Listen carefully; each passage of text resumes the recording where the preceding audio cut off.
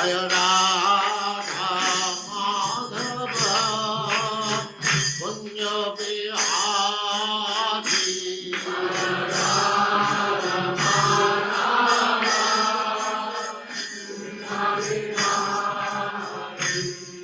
Jaya Radha Madhava Kunja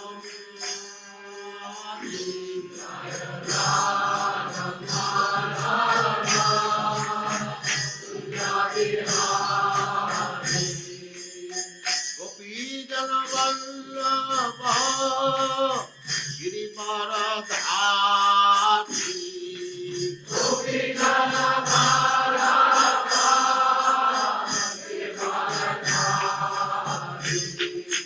Gopi Jana Vallabha Girivaradhari Gopi Jana Vallabha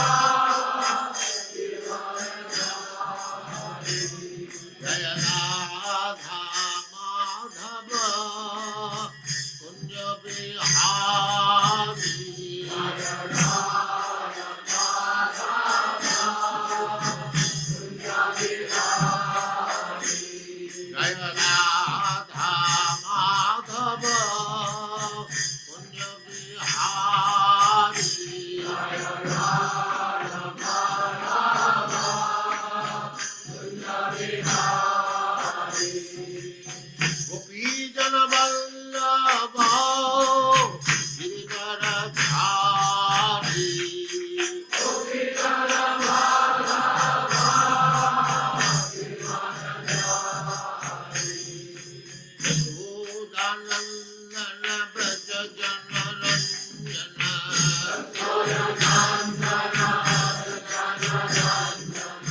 Yashodanandana Braja Jana Ranjana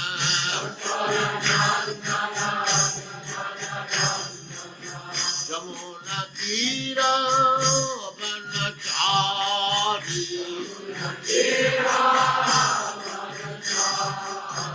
Jamuna Tira Vanachari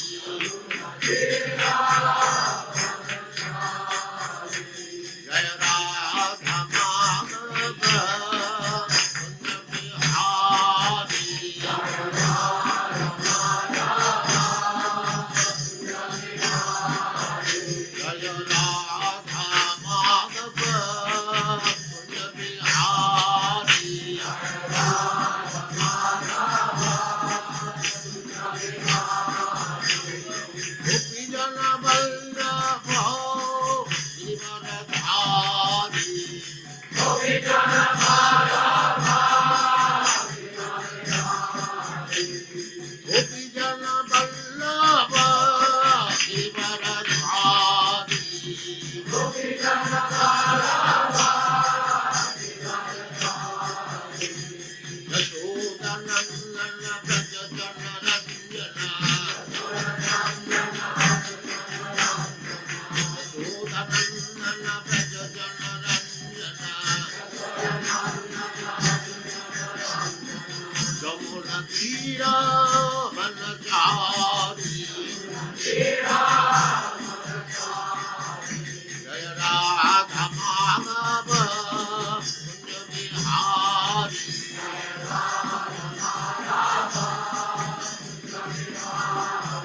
Jaya Radha Madhava Kunja Bihari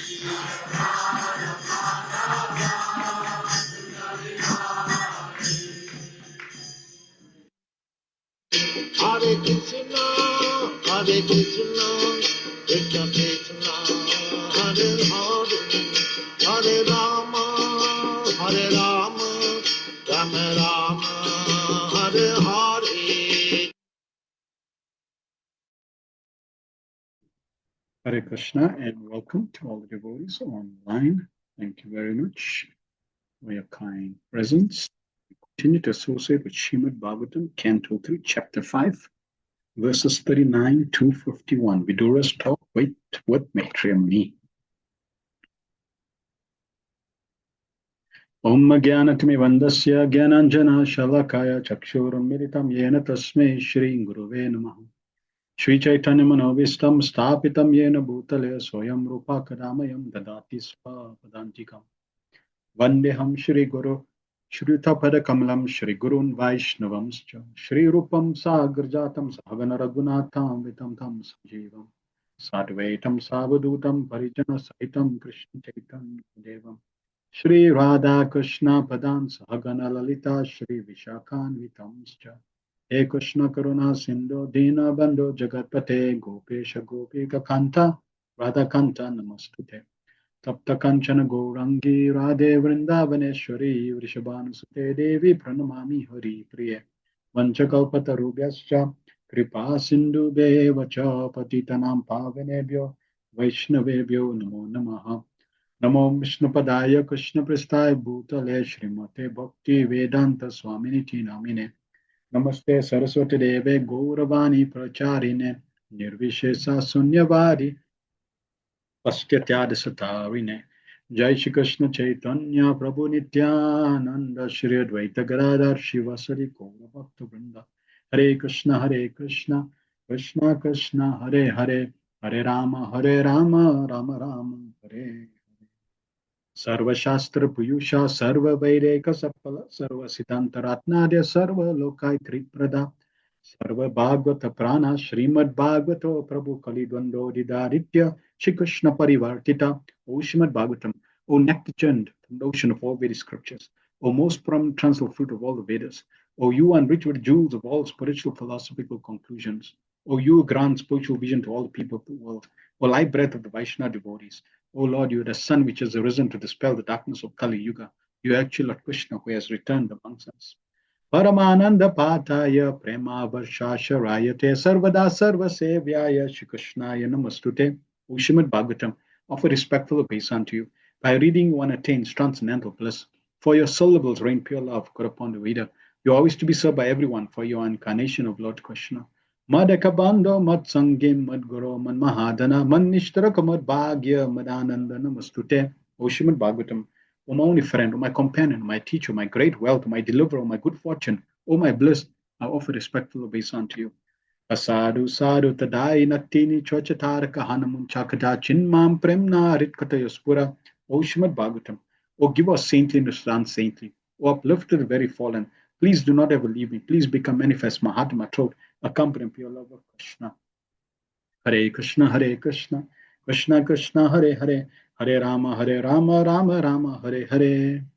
Om Namo Bhagavate Vasudevaya Janmadhyasya Yatonvayaditaratas Charte Swabhigna Swarat Tene Brahma Hidayadi Kave Muyanti Yat Suraya Tejo Varimradita Vinimayo Yatrati Damna Swena Sada Nirastakwakam Satyam Param Dhimahi. O my Lord Shri Krishna, son of Vasudeva, O Pavit, person of Gurudev, I offer my respectful obeisance to you. I meditate upon Lord Shri Krishna because he is the absolute truth and the primal cause of all causes of creation, sustenance, destruction of manifested universes.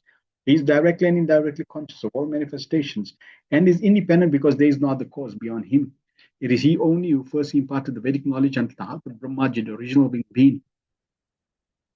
By him, even the great sages and demigods are placed in illusion as one is bewildered by illusory representation of water, seen fire, land, seen on water. Only because of him do the material universes temporarily manifest. By the actions of the three modes of nature appear factual, although they are unreal. I therefore meditate upon him, Lord Shri Krishna, who is eternally existent in transcendent abode, which is forever free from the illusory representation of the material world. I meditate upon him, for he is the absolute truth. Prayana Upaisha Sabya Kalavasmin Yuge Jana Manda Sumanda Matayo Manda Bhagyo Padrata. O learned one, in this iron age of Kali have men have but short lives. They are quarrelsome, lazy, misguided, unlucky, and above all always disturbed. Narayana Namaskritya Narachevam Naratamam Devim Saraswatim Vyasam Tato Jaya Mudirayat. Before reciting the Srimad Bhagavatam, which is the very means of conquest, one should offer respectful obeisance unto the person of the god in Narayan, unto Narayan reached the sublime human being, and the Mother Saraswati, the goddess of learning, and Srila Vyasa said with the author. Savaipum Suparodharmo Yatho Bhakti Radokshajaya Haitukiya Pratiyata Yatna Suprasiddhiti. The supreme occupation dharma for all humanity is that by which man can attain to loving devotional service unto the transcendent Lord. Such devotional service must be unmotivated and uninterrupted to completely satisfy the self. Vasudeva Bhagavati Bhakti Yoga Prayojita Jana Yakchusa Vairagyam Jnanam Chayad Ahitukam. By rendering devotional service under the person of God as Shri Krishna, one immediate cause acquires causes knowledge and detachment from the world. Vedanti Tattvavidas Tattvam Yach Gnanam Advayam Brahmeti Paramatmeti Bhagavaniti Sabhyate. Learned transcendentalists who know the absolute truth called as non-youth substance Brahman Paramatma Bhagavan. Shri Shushoshadhanasya Vasudeva Katha Ruchi Syan Mahatsapaya Vipra Punya Tirtha Nishevanat. O twice born sages, by serving those devotees completely freed from all vice, great service done. By such service one gains affinity for hearing the messages of Vasudeva. Shranvatam Swakata Krishna Punya Sharavana Kirtana Ryadantastoya Badrani Vidunati Spritsatam. Shri Krishna, the person of Godhead, who is Paramatma, super soul in everyone's heart and the benefactor, the truthful devotee, cleanses desire for material enjoyment from the heart of the devotees, develop the urge to hear his messages, which are in themselves virtuous when properly heard and chanted. Nastaprashu Badreshu Nitam Bhagavata Sevaya Bhagavatutamashloker Bhaktir Bhavati Nashtiki. By regular attendance in the classroom of Bhagavatam and by rendering of service to the pure devotees, all that is stubborn in the heart is almost completely destroyed. In loving service unto the person of Godhead, who is praised with transcendental song, is established as an irrevocable fact. Etavan Sankhya Yoga Bhyam Swadharmam Parinishtaya Janmalabha Parapumsam Ante Narayana Smriti. The highest perfection of human life, achieved either by complete knowledge of matter and spirit, by practice of mystic powers, or by perfect discharge of occupational duty, is to remember the personality of God at the end of life. Akama sarvakama va moksha kama udaridivrena bhakti yogena yajate purusham param. A person who has broad intelligence, whether he be full of all material desires, without any material desire, or desire and liberation, must by all means worship the Supreme, hold the personality of Godhead. Om Namo Bhagavate Vasudevaya. Om Namo Bhagavate Vasudevaya. Om Namo Bhagavate Vasudevaya. We're continuing Srimad Bhagavatam based on the teachings of His Divine Grace, A.C. Bhaktivinoda Swami Srila Prabhupada, the founder of the International Society for Krishna Consciousness. Hare Krishna and welcome back. Let us cover any feedback you have from last week's session. We will also recap the aspect of creation just using a picture.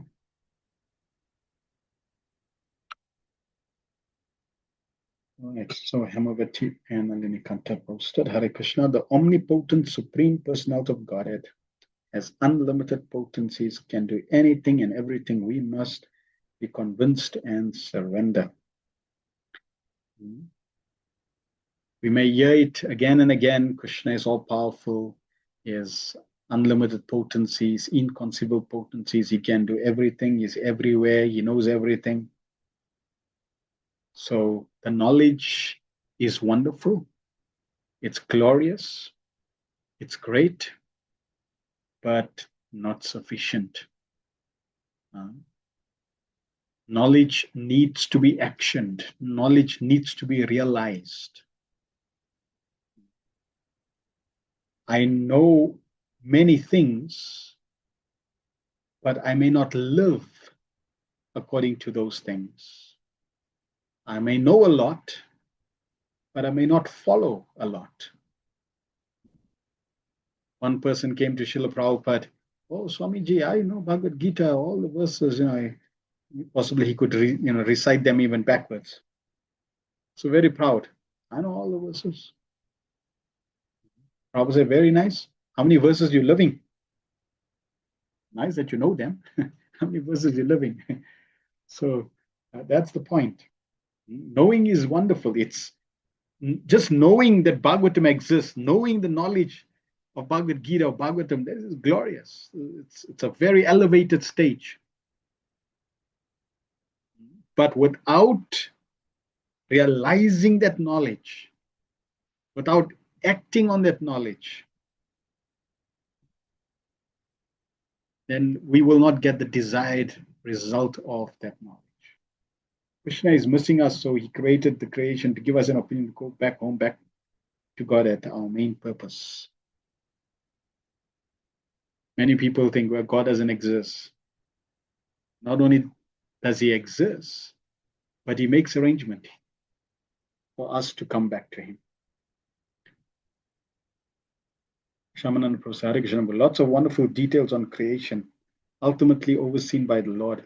Have to go over again and remember some of the points. Repetition is the mother of remembrance. We simply have to keep repeating, keep remembering. Yes. And why do we have to repeat this knowledge, or why do we have to learn this knowledge? The soul's nature is Sat Chit Ananda. Sat, eternality. Chit, full of knowledge. Ananda. So the more you cultivate Chit, the more you cultivate knowledge, the more you expose yourself to that knowledge, the more you experience Sat, your eternal nature, the realization that you're eternal, and the more you experience bliss, your true nature. So therefore, knowledge is key. Knowledge is a must. Exposing ourselves and then trying to remember. It's even if we can't remember, at least the exposure needs to be there. That's important. Because with purification, knowledge will come. Divya Gyan Hirde Prakashito. We simply have to come to that level where Divya Gyan Hirde Prakashito. Knowledge will manifest in the heart. But for that to happen, we need to be ripe. We need to be matured. For that maturity to happen, we need to expose ourselves constantly with the knowledge. Rudacharyas or persons coming from the spiritual world to material will also come via the Mahatattva, or like conditioned living entities, or is there some special arrangement? So living entities don't come from Mahatattva, whether liberated or conditioned. Living entities, jivas, living entities come from Mahavishnu. Mahatattva is not the source of the living entities. They come from Mahavishnu. And Mahavishnu impregnates the living entities into Mahatattva. And then the living entities are then put into the material creation. Eternal liberated souls, they descend from Goloka Vrindavan to the material world. So they don't go from Goloka Vrindavan into Mahavishnu, and from Mahavishnu into the material creation, and from creation into the material universe. Krishna makes arrangements. They can appear in a womb of an exalted parent couple, devotee couple, and then they manifest. It seems like they're taking birth, they're going through the motions like they're ordinary souls, but they have a special journey. They're not under the control of material energy, but it seems like they're under. Okay, and at the same time, even though we understand that it seems like they're under, we should not mistaken that they are pretending. So it's not like they're fictitiously putting up a show, like pretending to be sleeping but awake, being awake but actually asleep. No, there's no pretense. Krishna places them in this material world, and then they live through like we live, but because they have a mission, that mission inspires them, directs them. Life happens according to that mission. Everyone, even we have a mission. Every single one of you have a mission. According to your samskara, according to your past. And certain doors open, certain doors closes, certain things happen, certain things don't happen according to how we come into this world. So pure devotees also go through that same cycle. It's just that because they have a mission dedicated and given to them, authorized by the Lord, that's more glorious. That's why they come into this world, to unfold that mission. And they'll go through life, they'll go through the circumstance. Just like, for example, Prabhupada coming to this world, he's a Nitya Siddha, he's an eternal liberated soul, Mahabhagat, coming from the spiritual world with a special mission.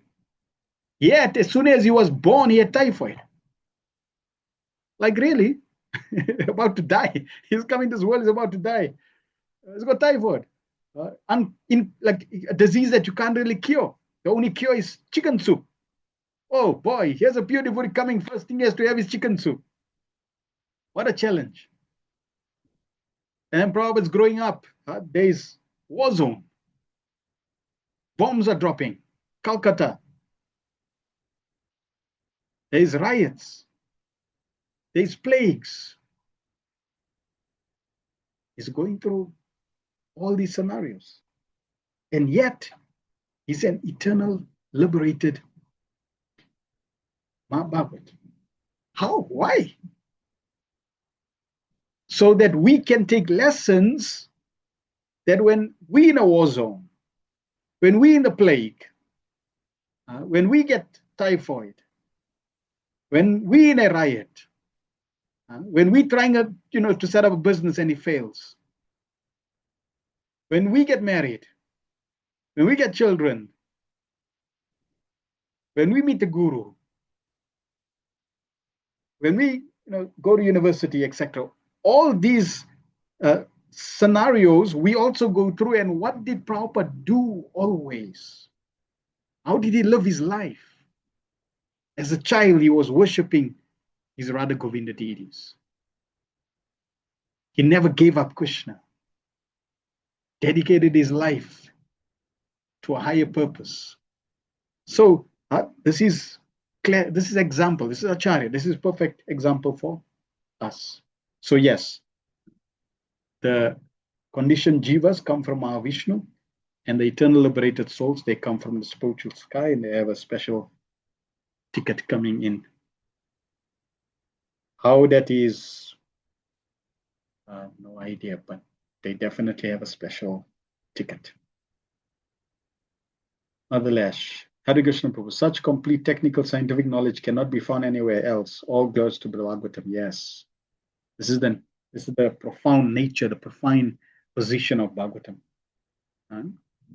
And there is no speculation, there is no contradiction, there's no revision. Bhagavatam V1. Next 2 years, Bhagavatam V2. Next Bhagavatam V10. No. Just consider. This Bhagavatam was spoken to Maharaj Parikshit 5,000 years ago. And even though it was spoken to Maharaj Parikshit 5,000 years ago, there's not been a single revision. Why? Why no revision? Because it is absolute truth. It is knowledge that is absolute. This is the wonder. This is the glorious position. This is the wonderful gift that Srila Prabhupada has bestowed upon us. Knowledge that is eternal and perfect. And therefore, exposing ourselves to this knowledge is the greatest benediction for us. So, we are hearing the discussion between Vidura and Maitri. And we are hearing about creation, the magnificent and munificent aspect of creation. Now, the question we should be asking, Maharaj Parikshit's got 7 days. Yet, not only in this canto, in couple of cantos and chapters, we hear about creation. He's about to die. And we hear this whole description of creation. He wants to get out of the material world. Why is this creation topics discussed? He could have easily told Sukadeva Goswami, listen, let's chant 64 rounds and then, or, let's chant for 8 hours and then let's hear about Rasa Leela. Then chant another 8 hours and then we hear about Venugit, and chant another 8 hours and then, we hear about Radha Krishna Leela. He could have done that, but no. We're hearing these topics about creation. So the question is, why? Why is the Bhagavatam discussing creation not just once? We heard it in first canto, we heard it in the second canto, we now hearing it in the third canto. And it's going to come again, fifth canto. And in different cantos, it's going to come again. Why? So that's the first question. Consider another aspect. In some of the cantos, we hear a whole list of dynasties. In some chapters, we hear a whole list of, these are the different Manus, their names. These are the kings, and a whole dynasty is listed. This one got married to this one had children, this one got married, then he got a son, this one's sons got married, and a whole list of names of kings, dynasties. What does Maharaj Parikshit have to do with this? I mean, he's dying. He should remember Krishna. And remember, Sukadev Goswami already told him in response to Maharaj Parikshit's question, what should a dying man do? And what did he say? Well, a dying man should remember and hear about Krishna. So what has this huge list of names of kings got to do with Krishna? What this creation has to do with Krishna? Why is it relevant to us? Any responses in the chat? Why is it relevant? Why do we have to learn this or hear this? Can we not just click skip? Have a skip button. Skip. What is verse creation? Skip. Why do we have to hear this?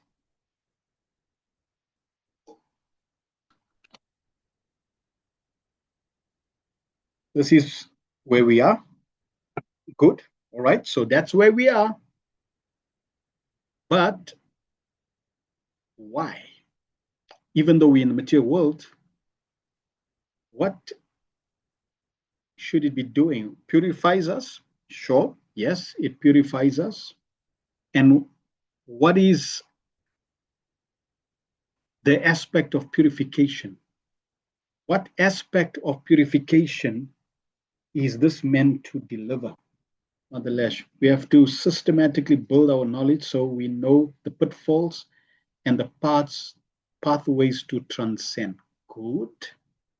Now, if you look at what you said, so we systematically have to build our knowledge. That's why Bhagavatam is taking us through. And this part of knowledge is important because it will highlight the pitfalls and also what we need to do.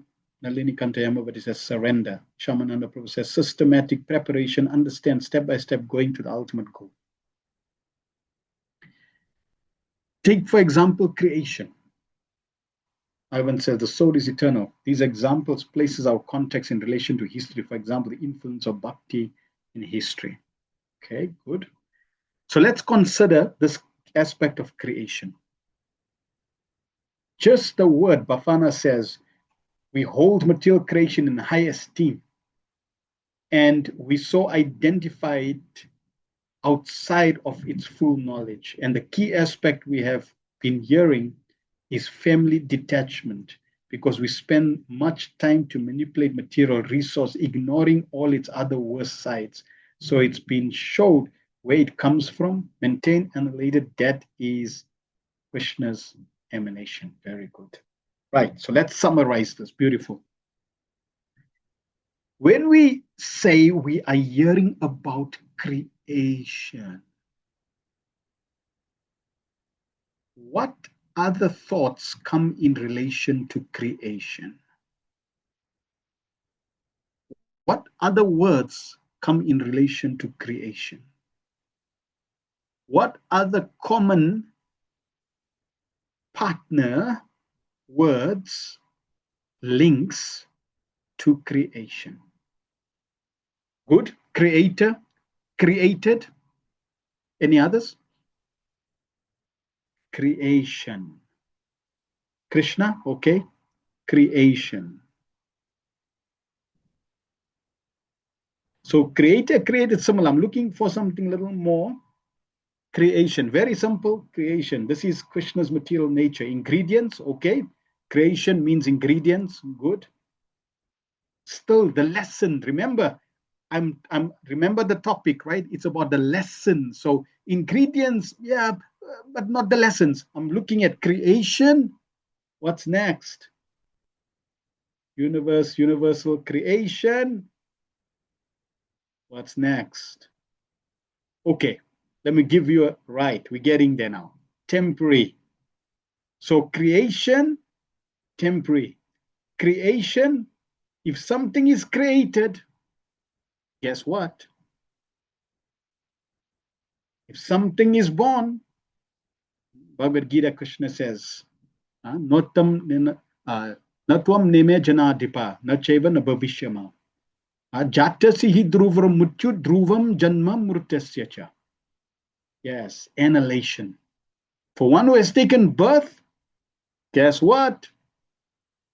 Death is certain. Jatasihi dhruvam mutyu dhruvam janma mrutasya cha. And for one who dies, birth is certain.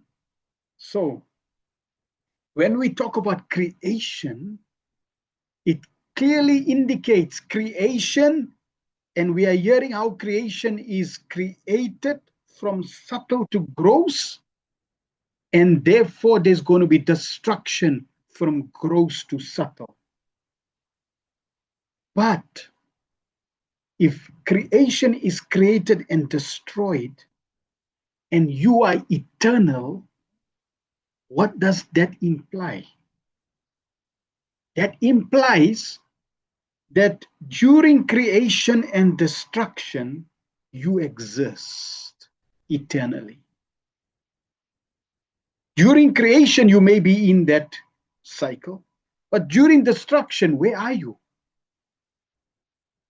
And are you eternally in the cycle, or can you get out?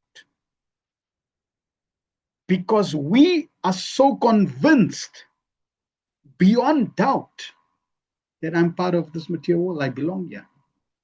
I'm South African. I'm this, I'm that.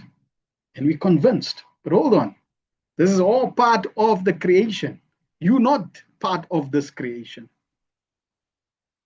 And then obviously everything starts to everything starts to unfold, and questions starts to begin to manifest. Okay, where do I come from, etc.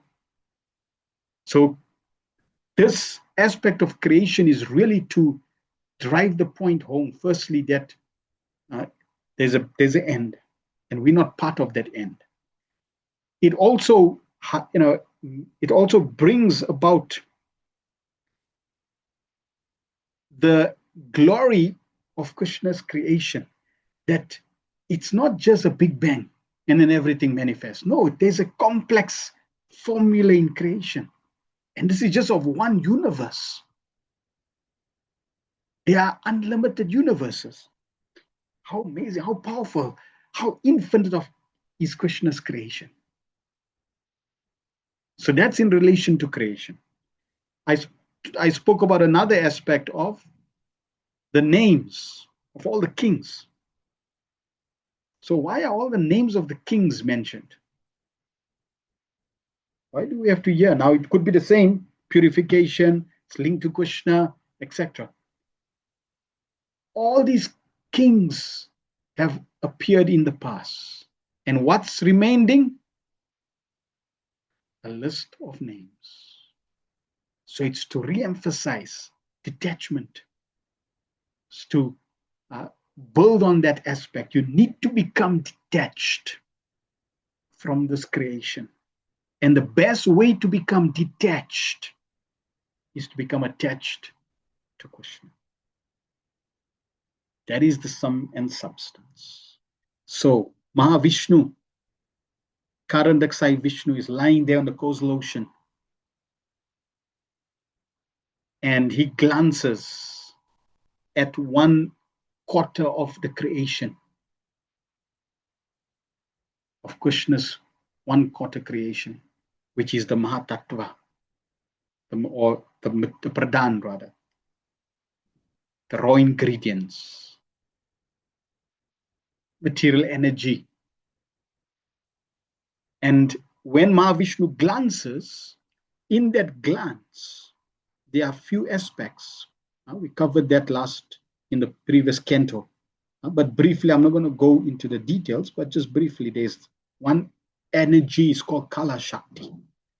And another aspect of energy is Jivas.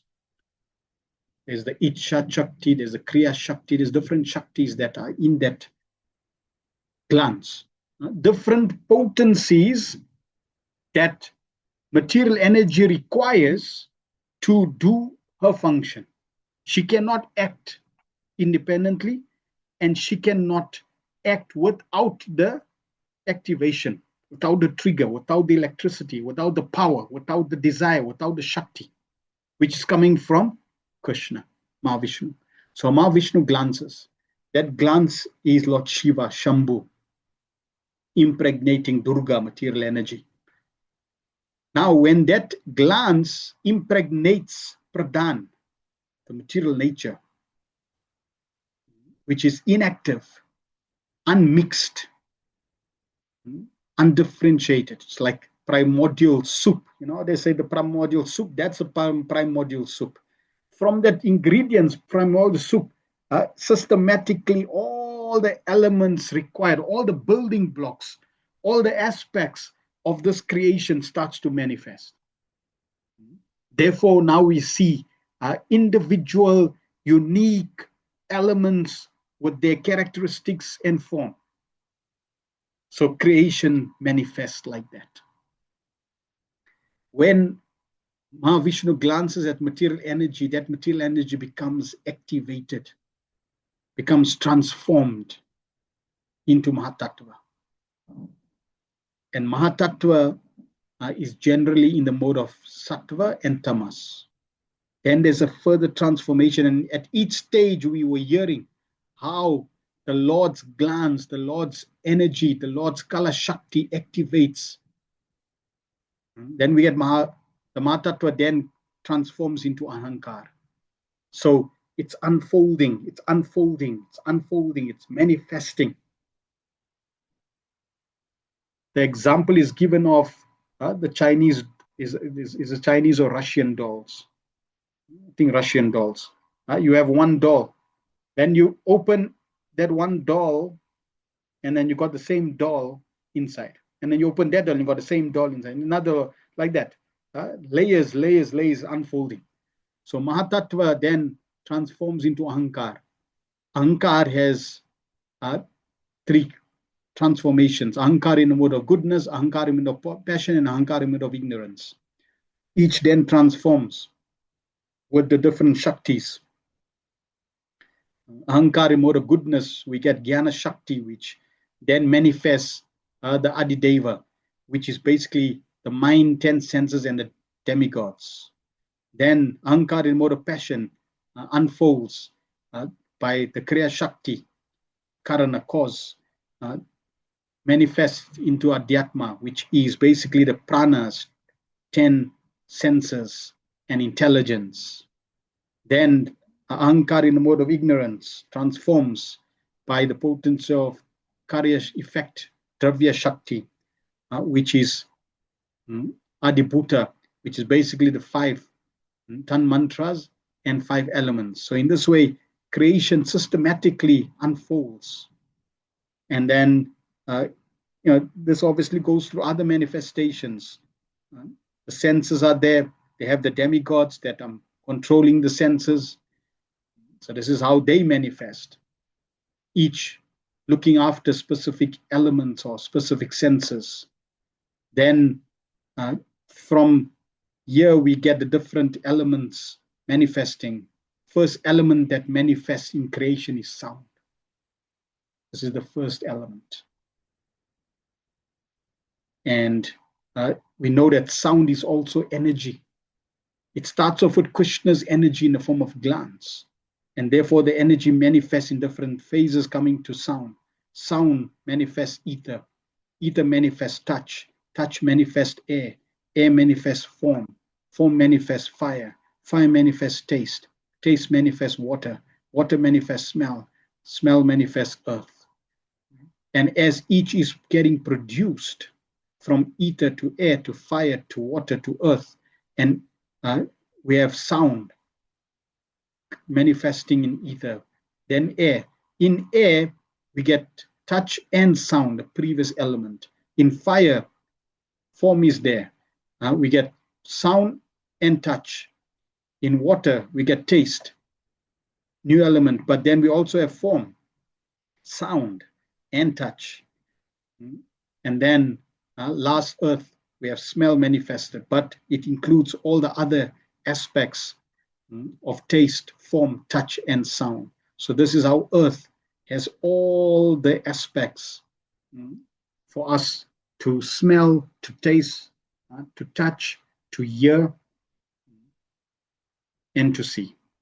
So in this way, this is how creation, and then obviously with the interaction of the modes, then all different desires and results, everything manifests. So this is how creation really unfolds.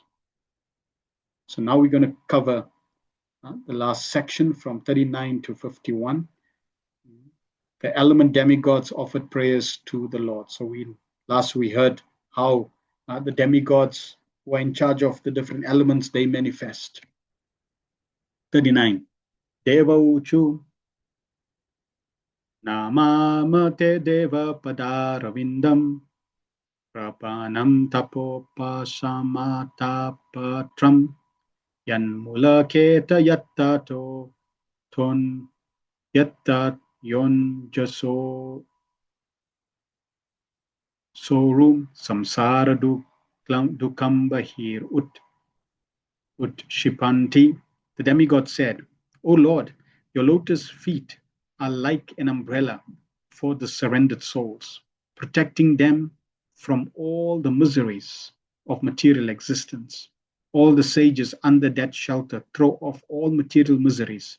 We therefore offer our respectful obeisances unto your lotus feet. Purport. There are many sages and saints who engage in trying to conquer rebirth and all other material miseries. But of all of them, those who take shelter under the lotus feet of the Lord can completely throw off all such miseries without difficulty. Others who are engaged in transcendental activities in different ways cannot do so. For them, it is very difficult. They may artificially think of becoming liberated without accepting the shelter of the lotus feet of the Lord, but that is not possible. One is sure to fall again to material existence from such false liberation, even though one may have undergone severe penances and austerities. This is the opinion of the demigods, who are not only well versed in the Vedic knowledge, but are also seers of past, present, and future. The opinions of the demigods are valuable because the demigods are authorized to hold positions in the affairs of universal management. They are appointed by the Lord as his confidential servants.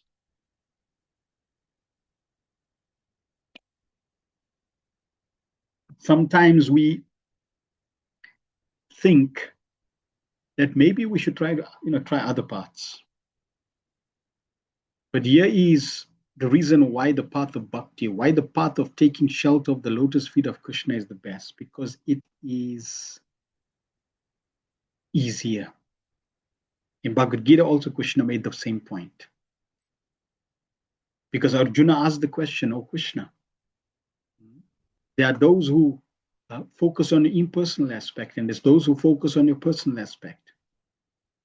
What is the difference? And Krishna says, for the impersonalists, it's very difficult. So we should be convinced that the process we are following, the path we are following, the disciplic succession we are following, the knowledge we are following is the best. It's the easiest. and it's the surest. When I do the Namrita or Japa Shraya course, one exercise that I love to do is for the devotees to hear Srila Prabhupada's small excerpt on chanting the Hare Krishna mantra. There's this beautiful excerpt where Prabhupada says, he gives different points, like it's not a superimposition on the mind. And Prabhupada talks about chanting and how you're calling Mother Hara.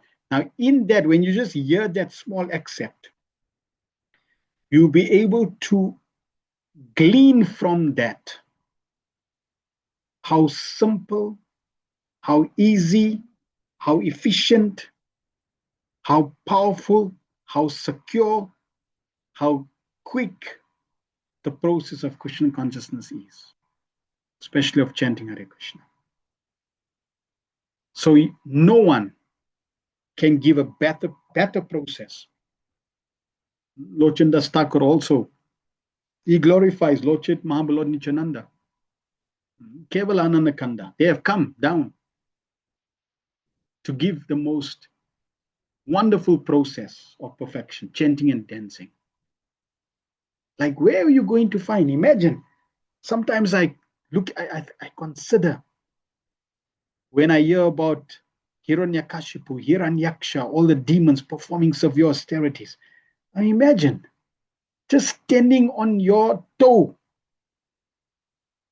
for thousands and thousands of years.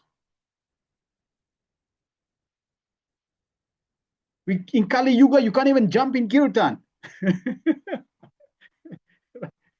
What do you think about standing on your toes or standing on your one toe for thousands and thousands of years, yugas, not eating, not sleeping, not on social media, not watching television, nothing, just alone in the forest, going through all the conditions. Any takers here that want to try that? Anybody wants to experiment? And that is why they get so much powers. But for you to do that, what do you need? Just think about it. For you to say, I'm going to the forest, I'm leaving my kingdom, I'm going to the forest, and I'm going to stand like this against every condition. What do you need? What was the internal state of these demons that made them do this? Because that is what we need. I'm waiting for a response in the chat. What is the internal state that allowed them to do this? Desire and determination. Intense, not just designed it, intense. I mean, like unshakable determination, unshakable desire. Like a desire that's like an inferno. Come what may, hell or high water. I'm doing this. Because, imagine he's standing there, right? And then his stomach starts to growl. I'm hungry. I need to go back home. I'm hungry. I got a cramp, my backache. I'm going home. I'm missing my sleep. My eyes are tired. It's like so many people must be WhatsApping me. So that conviction is what we need. We need to be as convinced as these demons for the path and the process of Krishna consciousness. Whatever it takes, we need to strengthen that desire,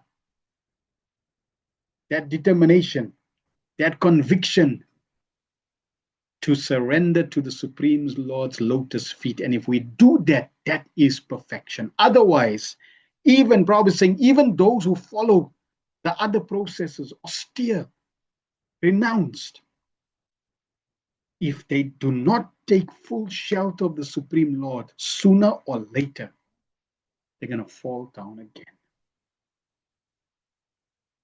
And then Prabhupada is saying, listen to the demigods.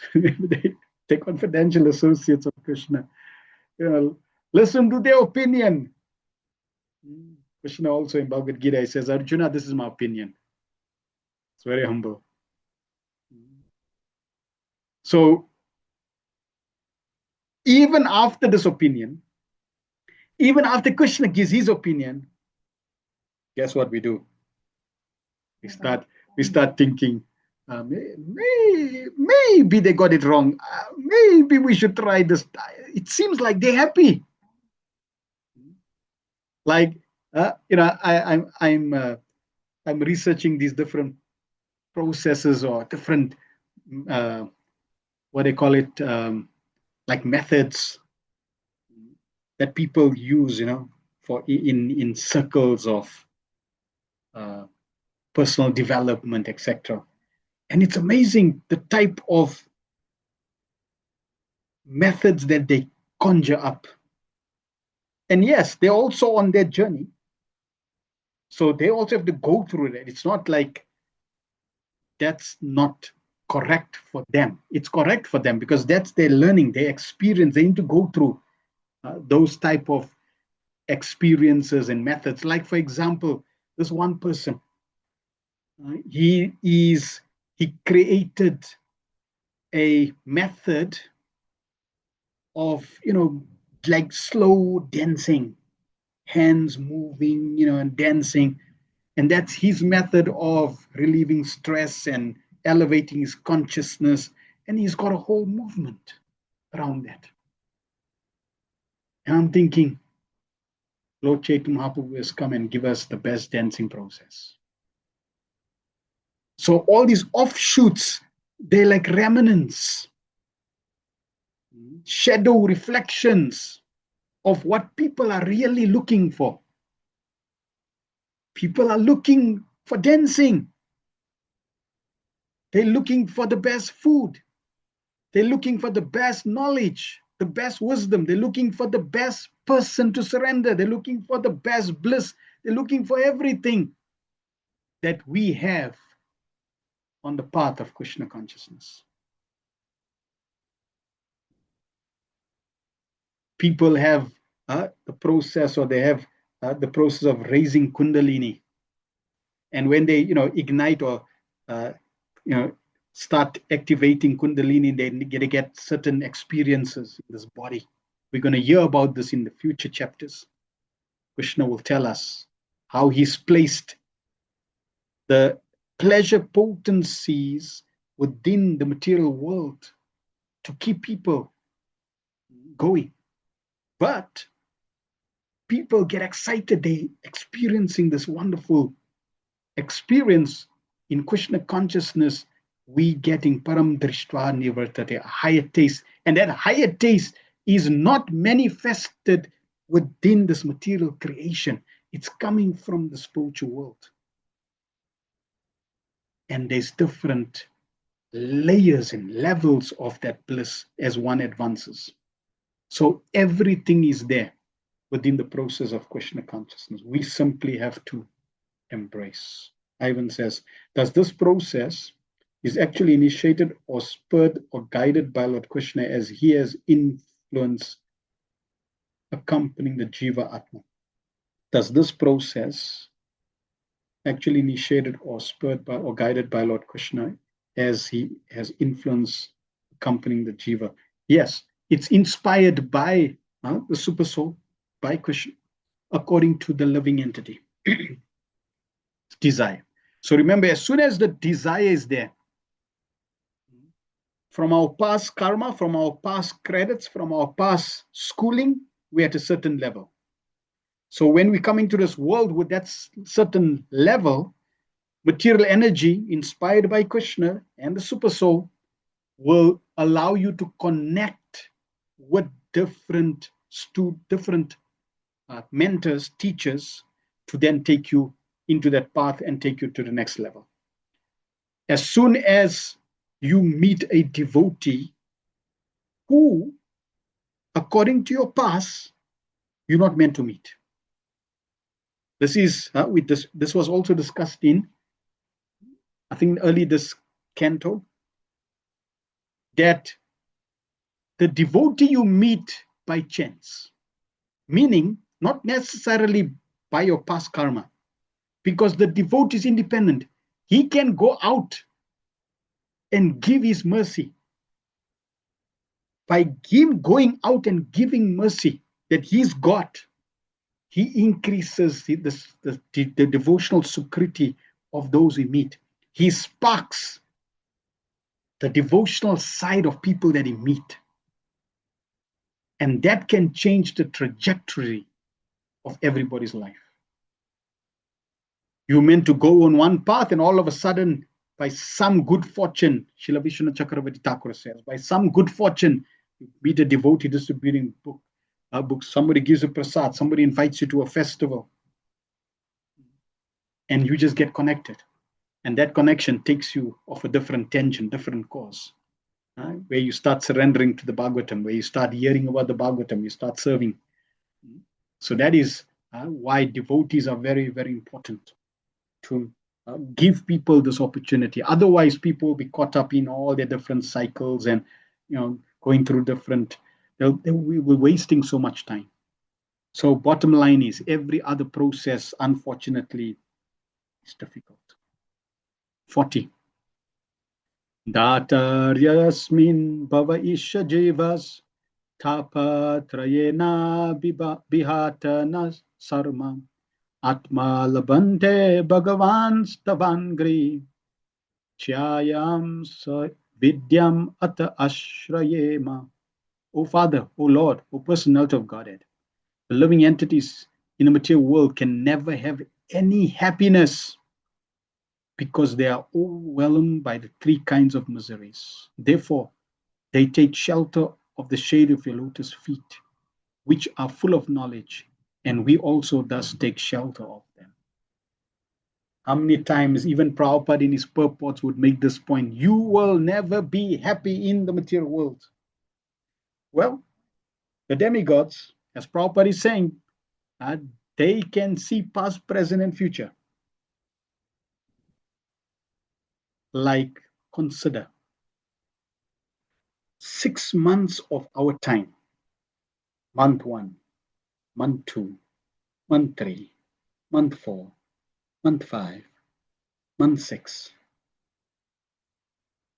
And if I stand to be corrected, but I think it's 6 months. Somebody can just Google and verify.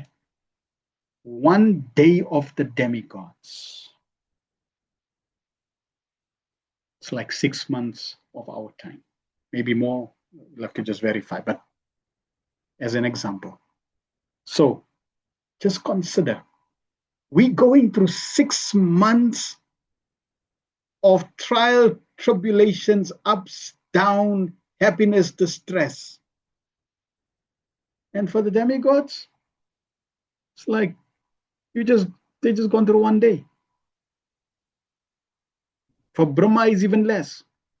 For Mahavishnu it's like non-existence.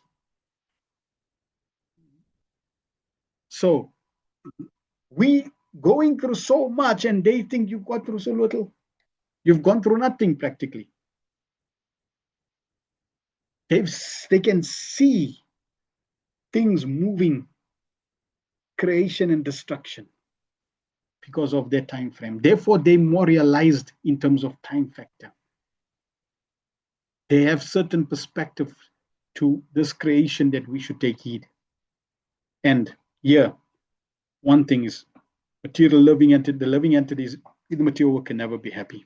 Prabhupada's purport: the way of devotional service is either sentimental or mundane. Sorry, the way of devotional service is neither sentimental nor mundane. It is the path of reality by which the living entity can attain the transcendental happiness of being freed from the three kinds of miseries. Miseries arising from the body and mind, from other living entities, and from natural disturbances.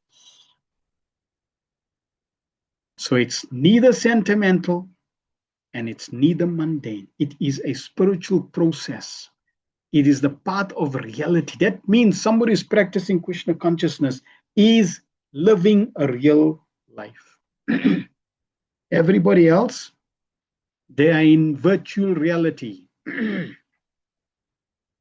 are living a matrix. They're living hallucination. They're living in a dream. And they get plagued with the threefold miseries. Everyone who is conditioned by material nature, whether he be a man, a beast, man or beast, or demigod or bird, must suffer from adhyatmic body and mental pains, adibhotic pains, those offered by living creatures, and adidevic pains, those due to supernatural disturbances.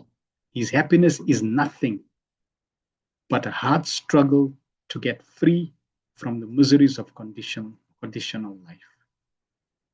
But there is only one way he can be rescued, and that is by accepting the shelter of the lotus feet of the Supreme Personality of Godhead.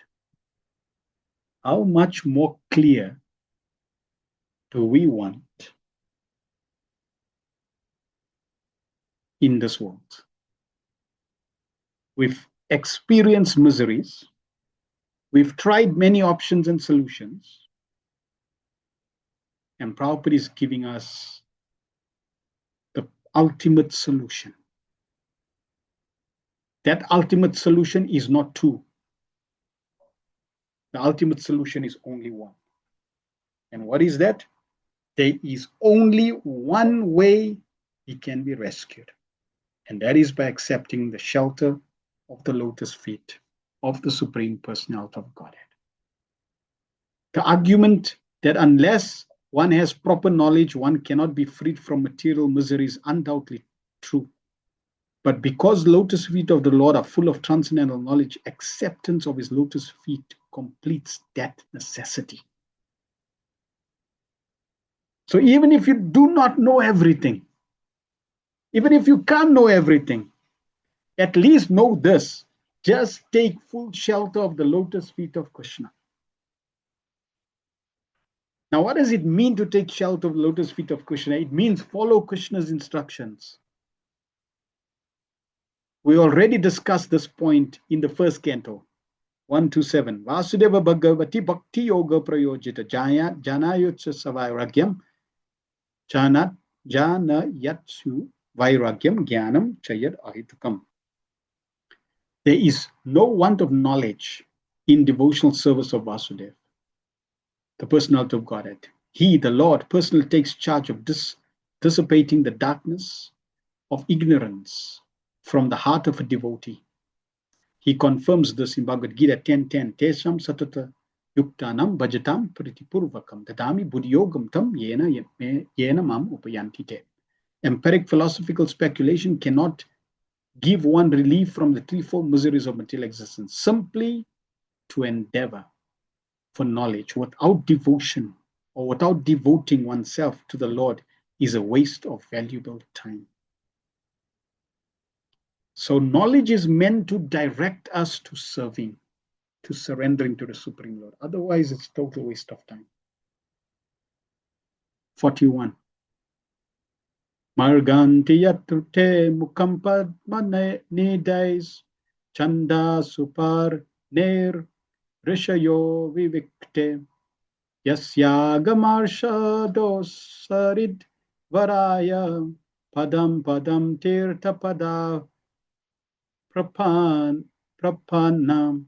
The lotus feet of the Lord are by themselves the shelter of all places of pilgrimage. The great clear-minded sages, carried by the wings of the Vedas, always search after the nest of your lotus-like face. Some of them surrender to your lotus feet at every step by taking shelter of the best of rivers, the Ganges, which can deliver one from all sinful reactions. The Paramhamsas are compared to royal swans who make their nests on the petals of the lotus flower. The Lord's transcendental bodily parts are always compared to lotus flowers because in the material world, the lotus flower is the last word in beauty. The most beautiful thing in the world is the Vedas or Bhagavad Gita, because herein knowledge, because therein knowledge is imparted by the personality of God and Himself. The Paramhamsas makes his nest in the lotus-like face of the Lord and always seeks shelter at his lotus feet, which are reached by the wings of the Vedic wisdom. Since the Lord is the original source of all emanations, intelligent persons enlightened by Vedic knowledge seek the shelter of the Lord, just as birds who leave the nest again search out the nest to take complete rest. All Vedic knowledge is meant for understanding the Supreme Lord, as stated by the Lord in Bhagavad Gita 15:15. Vedescha sarva aham eva vedyo. Intelligent persons who are like swans take shelter of the Lord by all means and do not hover on the mental plane by fruitlessly speculating on different philosophies. So Prabhupada is warning us, don't get caught up. Because yes, like everyone else, they can get caught up in conjuring different paths and different processes and different philosophies, and it becomes absurd to what degree you can link and conjure and speculate. There is absolutely no limit to different processes and paths and philosophies that you can come up with. Why? Because this creation has so many layers and so many hidden layers. It's not like everyone can see everything perfectly. No. According to your mind, according to your development, according to your perception, you will perceive. And your perception will be reality for you, and you will be convinced that this is reality. So convinced that by your conviction, you'll convince others. And that's why you get so many gurus in so many fields, and they all do not perfect their life. Because why? They have never taken shelter of the Supreme Lord, or they don't take shelter of the Supreme Lord. Whereas the knowledge that we are exposed to, no matter where it's coming from, ultimately from the Vedas, is ultimately meant Vedescha sarvam aham eva vedyo, to know, to understand the Supreme Lord. Now, yes, every field of knowledge may direct you and may give you a glimpse of the reality of God. But we're just not interested in getting glimpses. We want to solve the problem of life, birth, death, disease, and old age forever. We want to get back home once and for all. Therefore, simply take shelter of the Supreme Personality of Godhead and stop wasting time. The Lord is so kind that He has spread the river Ganges throughout the universe, so that by taking bath in that holy river, everyone can get release from the reactions of sins which occur at every step. There are many rivers in the world which are able to evoke one's sense of God consciousness simply by one's bathing in them. And the river Ganges is chief among them. In India, there are 5 sacred rivers, but the Ganges is most sacred. The river Ganges and Bhagavad Gita are chief sources of transcendental happiness for mankind. An intelligent persons can take shelter of them to go back home, back to Godhead. Even Sripad Shankaracharya recommends that a little knowledge in Bhagavad Gita and the drinking of a little quantity of Ganges water can save one from the punishment of Yamaraj. So, this is advice, this is direction, this is instruction. You need to drink Ganges water every day. You need to bathe in the Ganges and Bhagavad Gita daily. You need to take shelter. Prabhupada saying the river Ganges and Bhagavad Gita are chief sources of transcendental happiness for mankind. An intelligent person can take shelter of them to go back home, back to Godhead. So you all must please take shelter of the Bhagavad Gita, of Bhagavatam, of the river Ganges. Now, how are you going to take shelter of the river Ganges every day? Because you can't fly to India every day. It's not possible, not practical. Is Prabhupada given a very impractical instruction here? That we need to take shelter, bathe in the river Ganges. We bathe in the river Ganges, we get free from all sinful reactions. Mentally, say Ganga 3 times when bathing. Yes. If you have water and you say Ganga, Ganga, Ganga, then that becomes Mother Ganges. If you bathe in the shower and you say Ganga, you get Mother Ganges blessings, becomes Ganga water. And here, Mother Ganges, she's a very purifying medium. Why? Firstly, because she's a great devotee of Krishna. And as she came into this universe by first touching, she's actually a celestial river coming from the spiritual world. And by coming in contact with the lotus feet of the Lord, she's been blessed. So here the demigods are saying by taking shelter of the lotus feet, we can purify our life. Mother Ganges, who has taken shelter of the lotus feet of the Lord and appearing in this world in the form of water so we can bathe, is also purifying all living entities.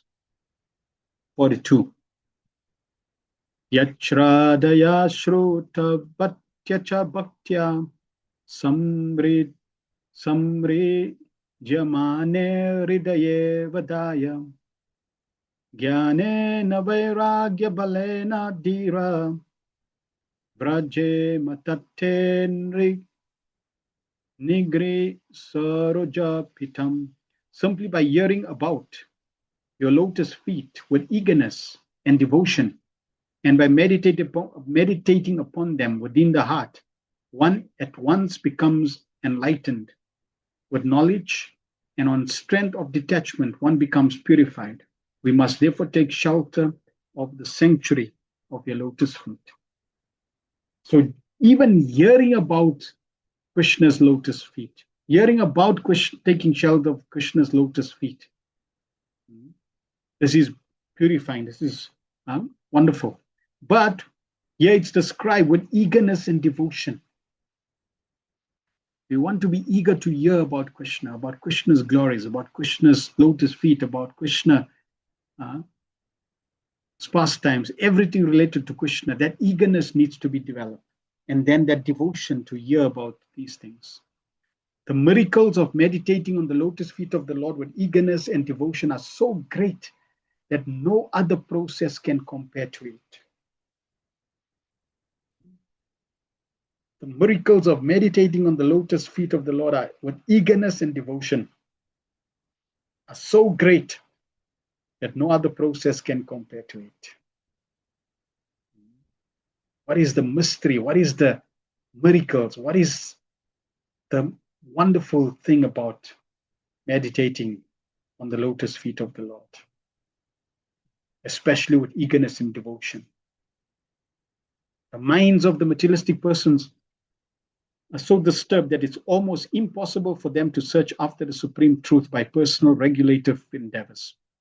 But even such materialistic men, with a little eagerness for hearing about the transcendental name, fame, qualities, etc., can surpass all other methods of attaining knowledge and detachment. The conditioned soul is attached to the bodily conception of the self, and therefore he is in ignorance. Culture of self-knowledge can bring about detachment from material affection. And with such detachment, there is no meaning. Without such detachment, there is no meaning to knowledge. The most stubborn attachment for material enjoyment is sex life. One who is attached to sex life is to be understood as devoid of knowledge. And then you get processes that encourage sex life. So this becomes a trap. Therefore, Prabhupada is revealing that we do not want to be trapped by any form of knowledge, any form of detachment, other than attachment to the lotus feet of the Lord and the result of that. Everything else we should know is a trap, or it's an extension of a trap. Just like you get subtle gross life and subtle sex life and gross sex life. They're both traps, and therefore we should be very careful. These two essentials for self-realization, knowledge and detachment, become manifest very quickly if one performs devotional service to the lotus feet of the Lord. The word dhira is very significant in this connection. A person who is not disturbed, even in the presence of cause of disturbance, is called dhira. Sri Yamunacharya says, since my heart has been overwhelmed by the devotional service of the Lord, I cannot even think of sex life. And if thoughts of sex come upon me, I at once feel disgust. A devotee of the Lord becomes an elevated dhira by the simple process of meditating in eagerness on the lotus feet of the Lord. So as one meditates on the lotus feet of the Lord, as one engages in devotional service of the Lord, one will become purified, one will get knowledge, one will get detachment, to the extent that one becomes totally detached from sex life, in all forms of sex life. This is advancement. One becomes dhira, one becomes sober. And even in the presence of disturbances in the material world, one is able to stay focused, stay dhira, attached to the lotus feet of the Lord, fixed at the lotus feet of the Lord, engage in service to the lotus feet of the Lord. Devotional service entails being initiated by a bona fide spiritual master and following his instruction in regard to hearing about the Lord. Such a bona fide spiritual master is accepted by regularly hearing from him about the Lord. The improvement in knowledge and detachment can be perceived by devotees as an actual experience. Lord Chaitanya Mahaprabhu strongly recommended this process of hearing from a bona fide devotee, and by following this process, one can achieve the highest result, conquering all other matters. So hearing is very, very important. And then following the instructions of what we hear. 43. Vishvasya janma stiti samyamarte krita avatarasya padam bhujamte vrajema sarve sharanam yad isha smritam pratyachat Tyabayam swapumsam. O Lord, you assume incarnations for the creation, maintenance, and dissolution of the cosmic manifestation. And therefore, we take shelter of your lotus feet because they always award remembrance and courage to your devotees. For the creation, maintenance, and dissolution of the cosmic manifestation, there are three incarnations, Brahma, Vishnu, and Maheshwar, Lord Shiva. They are controllers or masters of the three modes of material nature which cause the phenomenal manifestation. Vishnu is the master of the mode of goodness, Brahma is the master of the mode of passion, and Maheshwar is the master of the mode of ignorance. There are different kinds of devotees according to the modes of nature. Persons in the mode of goodness worship Lord Vishnu. Persons in the mode of passion worship Lord Brahma. And persons in the mode of ignorance worship Lord Shiva. All three of these deities are incarnations of the Supreme Lord Krishna because he is the original personality of Godhead. The demigods directly refer to the lotus feet of the Supreme Lord and not to the different incarnations. The incarnations of Vishnu in the material world is, however, directly worshipped by the demigods. It is learned from the various scriptures that the demigods approach Lord Vishnu in the ocean of milk and submit their grievances whenever there is some difficulty in the administration of the universal affairs. Although they are incarnations of the Lord, Lord Brahma and Lord Shiva worship Lord Vishnu, and thus they are also counted amongst the demigods and not as the supreme personality of Godhead. Persons who worship Lord Vishnu are called demigods, and persons who do not do so are called asuras or demons. Vishnu always takes part of the demigods, but Brahma and Shiva sometimes take the side of demons. It is not that they become one in interest with them, but sometimes they do something in order to gain control over. The demons. We find the demons also when they perform austerities, then Lord Shiva, Lord Brahma, they have to fulfill. It's part of the system of the creation, the laws that Krishna has embedded in creation. As you sow, so shall you reap. If you perform austerities, you need to get the reward of the austerities, whether it's material or spiritual. And the demigods, especially headed by Lord Shiva or Brahma, sometimes they have to fulfill the material desires of the demons. 44. Yatshanubande satteha geha namaham ityuda duragrahanam pumsam suduram vasatopi puryam bhaje mam tad bhagavan tatte bhagavan padam jam. O Lord, persons who are entangled by undesirable eagerness for the temporary body and kingsmen, and who are bound by thoughts of mine and I, are unable to see your lotus feet, although your lotus feet are situated within their own bodies. But let us take shelter of your lotus feet. Purport. The whole Vedic philosophy of life is that one should get rid of the material engagement of the gross and subtle bodies, which only cause one to continue in a condemned life of miseries. So the knowledge of the Vedas, all the knowledge of the Vedas, all philosophical aspects coming from the Vedas is meant only to become freed from the engagement of both gross and subtle bodies. This material body continues as long as one is not detached from the false conception of lording it over material nature. The impetus for lording it over material nature is a sense of mine and I. I am the Lord of all that I survey. So some things I possess, so many things I possess, and I shall possess more and more. Who can be richer than I in wealth and education? I am the master, I am God. Who else is there but me?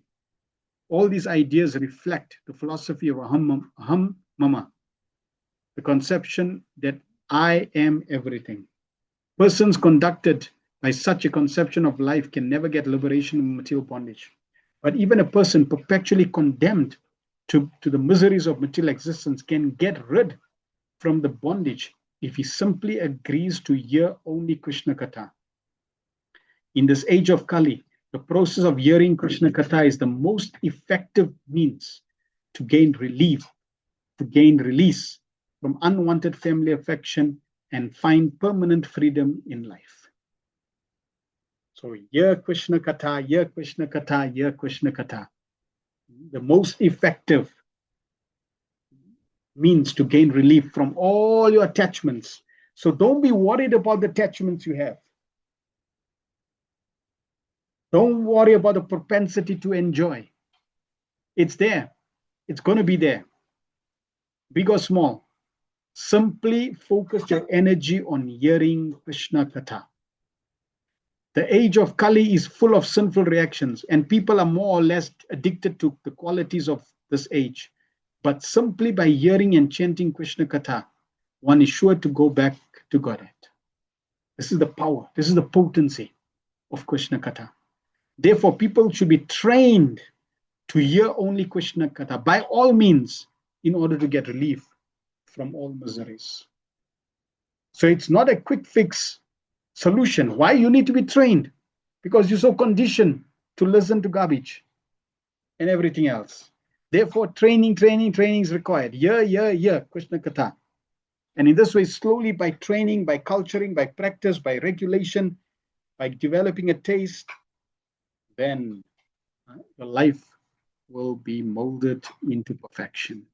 45.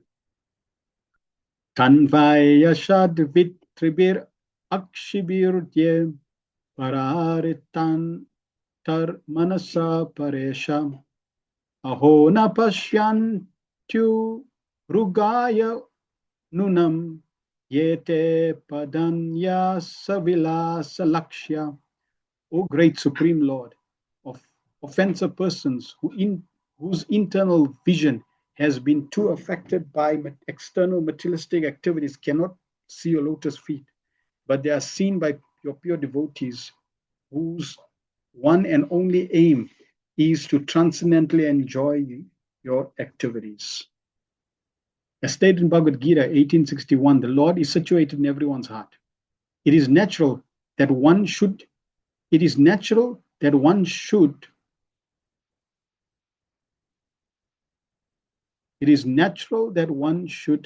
able to see the Lord at least within himself.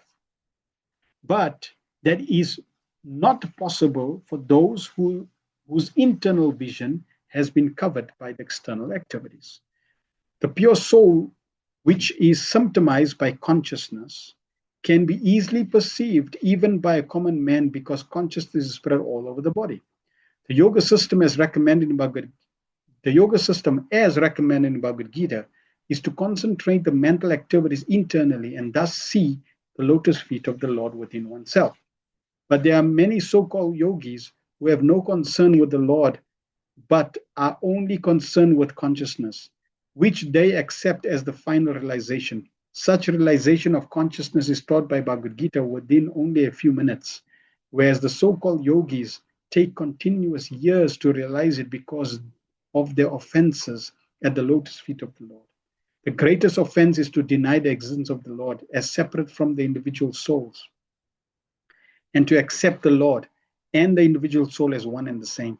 The impersonalists misinterpret the theory of reflection, and thus they wrongly accept the individual consciousness as the supreme consciousness.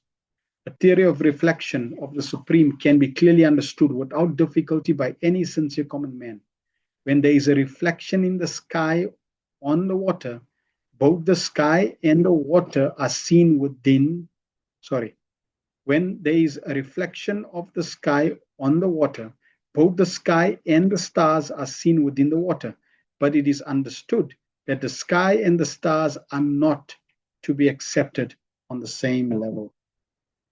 The stars are part of the sky, and therefore they cannot be equal to the whole. The sky is the whole, and the stars are the parts. They cannot be one and the same. Transcendentalists who do not accept the supreme consciousness as separate from individual consciousness are as offensive as the materialists who deny even the existence of the Lord. Such offenders cannot actually see the lotus feet of the Lord within themselves, nor are they even able to see the devotees of the Lord. The devotees of the Lord are so kind that they roam to all places to enlighten people in God consciousness. The offenders, however, lose the chance to receive the Lord's mercy, receive the Lord's devotees. Although the offenseless common man is at once influenced by the devotee's presence. In this connection, there is an interesting story of a hunter and Devarasi Narada. The hunter in the forest, although a great sinner, was not an intentional offender. He was at once influenced by the presence of Narada, and he agreed to take the path of devotion, leaving aside his hearth and home. But the offenders, Nalakuvera and Manigriva, even though living amongst the demigods, had to undergo the punishment of becoming trees in the next lives. Although by the grace of a devotee, they were later delivered by the Lord. Offenders have to wait until they receive the mercy of the devotees, and then they can become eligible to see the lotus feet of the Lord within themselves. But due to their offenses and their extreme materialism, they cannot even see the devotees of the Lord. Engage in external activities, they kill the internal vision. The Lord's devotees, however, do not mind the offenses of the foolish in their many gross and subtle bodily endeavors. The Lord's devotees continue to bestow the blessings of devotion upon all such offenders without hesitation. That is the nature of the devotees. So the devotees are very merciful, very compassionate. They will keep extending their mercy even to the offenders and no doubt to the innocent, so that they can get an opportunity to surrender to the Supreme Personality of Godhead. Krishna makes it very clear that I do not reveal myself to such souls. But the pure devotees are very compassionate. They go out and they extend themselves. We see Prabhupada meeting so many types of souls, both innocent and offensive. And Prabhupada would give mercy. Those who think God and the living entity are one, they are very offensive. One Mayavadi, he came with some handbills to the temple and gave the handbills to the devotees. So Prabhupada said, keep the handbills. So they kept the handbills, even though it was from a Mayavadi. Next morning, Prabhupada asked for the handbills. And Prabhupada laid the handbills as plates, and they put the prasad on the plate, on the handbills, thus purifying the impersonalist, the Mayavadi, engaging him in devotional service, giving him the devotional credits for him to have the opportunity to rise above his offensive mentality. So this is compassion that the devotees have. 46. Anena te deva kata sudaya pravriddha bhaktya vishadasayaye vairagyam saram pratilabhyal bodham yathan jasan viyur akuntadishyam. O Lord, persons who, because of their serious attitude, attain the stage of enlightened devotional service, achieve the complete meaning of renunciation knowledge, and attain the Vaikuntha Loka in the spiritual sky simply by drinking the nectar of apex. The difference between the impersonalistic mental speculators and the pure devotees of the Lord is that the former pass through a miserable understanding of the absolute truth at every stage, whereas the devotees enter into the kingdom of God, of all pleasures, even from the beginning of their attempt. The devotee has only to hear about devotional activities, which are as simple as anything in ordinary life. And he also acts very simply. Whereas the mental speculators has to pass through a jugglery of words, which are partially facts and partially a make show for maintenance of an artificial impersonal status. In spite of his strenuous efforts to attain perfect knowledge, the impersonalists attain merging into the impersonal oneness of the Brahmajyoti of the Lord, which is also attained by the enemies of the Lord simply because of them being killed by the Lord, killed by him. The devotees, however, attain to the highest stage of knowledge and renunciation to achieve Vaikuntha Lokas, the planets in the spiritual sky. The impersonalists attain only the sky and does not achieve any tangible transcendental bliss, whereas the devotees attain to the planets where real spiritual life prevails. With a serious attitude, the devotees throws away all achievements like so much dust, and he accepts only devotional service, the transcendental culmination. With a serious attitude, the devotee throws away all achievements like so much dust, and he accepts only devotional service, a transcendental culmination. So we need to be serious. We need to be eager. We need to have devotion. And everything else that is in this material world, we should discard it as like dust and accept only devotional service to the Supreme Personality of Godhead. 47. Tata pare chatma samadhi yoga bale najivat jitva prakritim balishtam tanneva driha purusham vishanti tesham shramasyam nanu sevayate. Others who are pacified by means of transcendental self-realization and have conquered over the modes of nature by dint of strong power and knowledge also enter into you. But for them there is much pain, whereas the devotee simply discharges devotional service and thus feels so much, and thus feels no such pain. In terms of the labor of love and its returns, the bhaktas, or devotees of the Lord, always have priority over persons who are addicted to the association of jnanis or impersonalists, and yogis or mystics.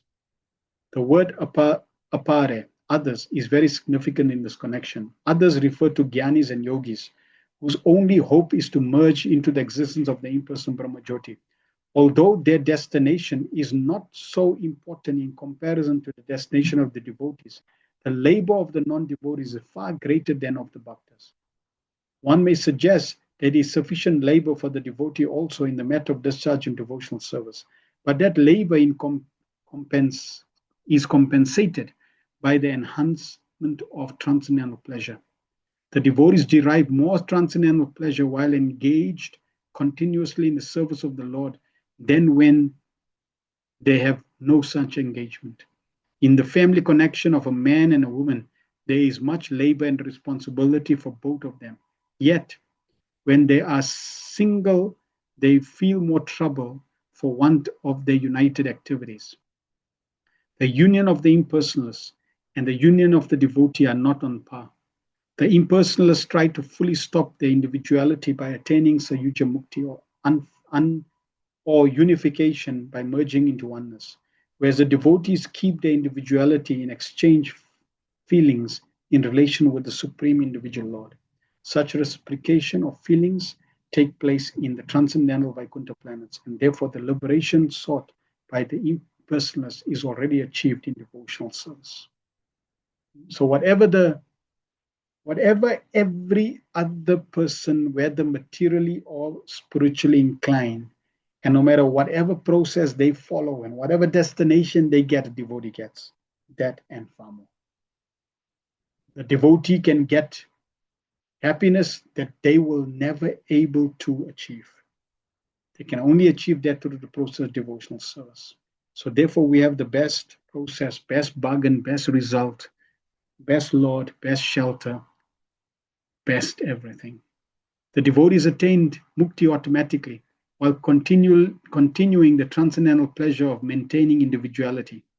As explained in the previous verse, the destination of devotees is Vaikuntha or Akunta Dishnya, the place where anxieties are completely eradicated. One should not mistaken the destination of the devotees and that of the impersonals to be one and the same. The destinations are distinctly different, and the transcendental pleasure derived by the devotee is also distinct from chinmatra, or feeling spiritual, or feeling or spiritually feeling alone. So the impersonals, yes, they, due to bad relationships, they try to negate relationships, become impersonal, and then they merge into the impersonal Brahmajyoti. There is a feeling of loneliness there. With devotees, they maintain their individuality and are able to engage in devotional service and derive great pleasure. There is a clear distinction in terms of the process, in terms of the destination. 48. Tattevayam lokashrik shishre shadyam tvaya shrishtas tribir atmabir sma sarve yukta swaviharatantram nasa na shaknum mastat pratihartavete. O original person, we are therefore but yours only. Although we are your creatures, we are born one after another under the influence of three modes of nature, and for this reason we are separated in action. Therefore, After the creation, we could not act concertedly for your transcendental pleasure. The cosmic creation is working under influence of the three modes of the eternal potency of the Lord, the external potency of the Lord. Different creatures are also under the same influence, and therefore they cannot act concertedly in satisfying the Lord. Because of this diverse activity, there cannot be any harmony in the material world.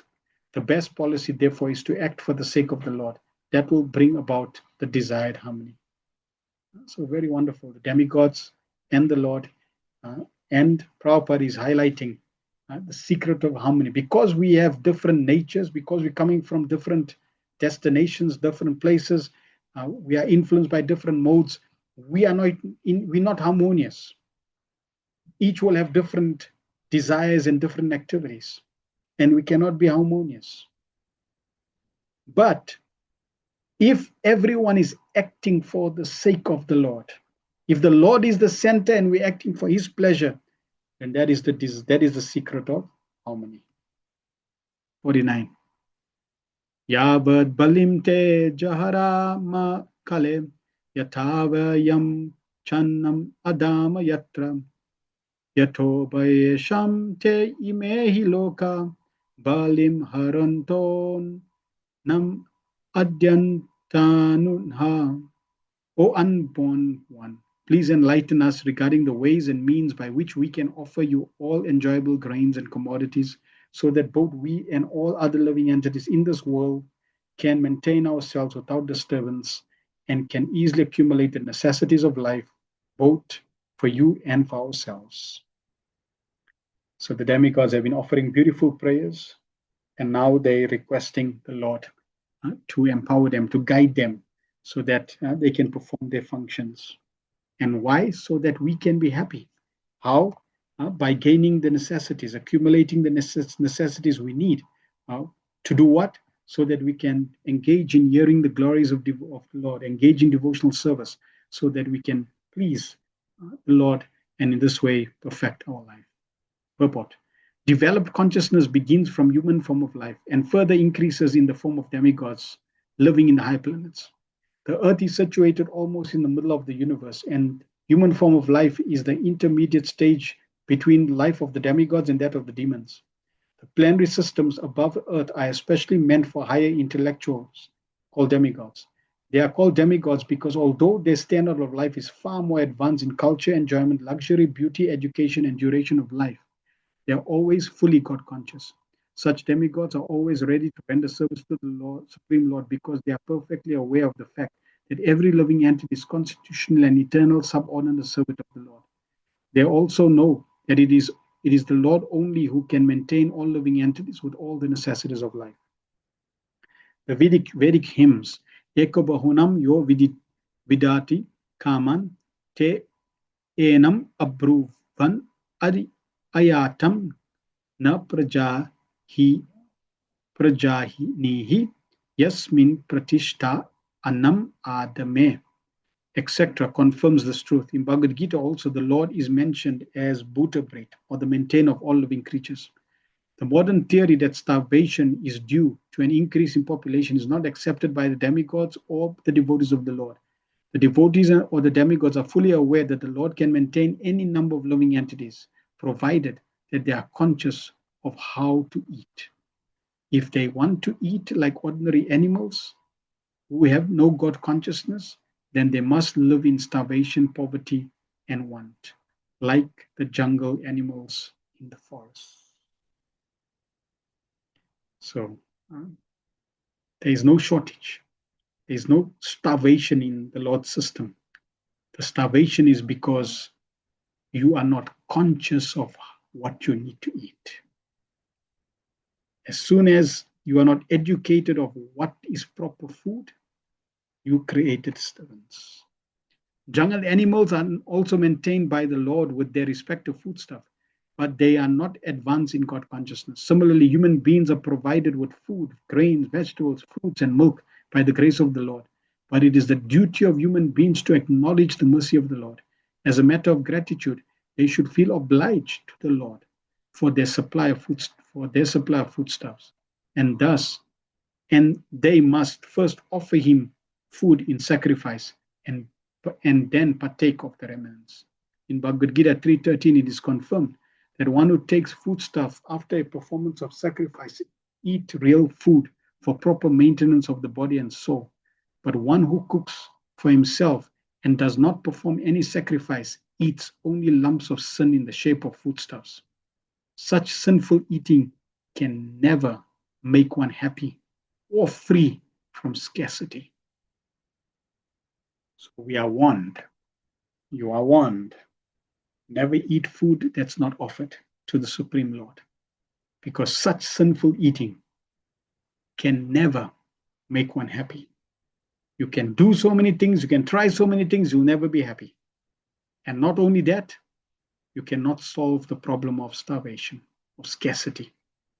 Famine is not due to an increase in population. As less intelligent economists think, we human societies, when human society is grateful to the Lord for all his gifts, for the maintenance of the living entities, then there is certainly no scarcity or want in society. So being grateful to the Lord for all that he has provided, this is the beginning of abundance. But when men are unaware of the intrinsic value of such gifts from the Lord, surely they are in want. A person who has no God consciousness may live in opulence for the time being, but due to his past vicious acts, a person who has no God consciousness may live in opulence for the time being due to his past virtuous acts. But if one forgets his relationship with the Lord, certainly he must await the stage of starvation by the law of the powerful material nature. Sometimes we see, he's atheistic, he's impious, he doesn't believe in God, yet he's living in so much opulence. It's unfair. No, it's not unfair. There is no unfairness in the material creation, in the laws, in the Lord's creation.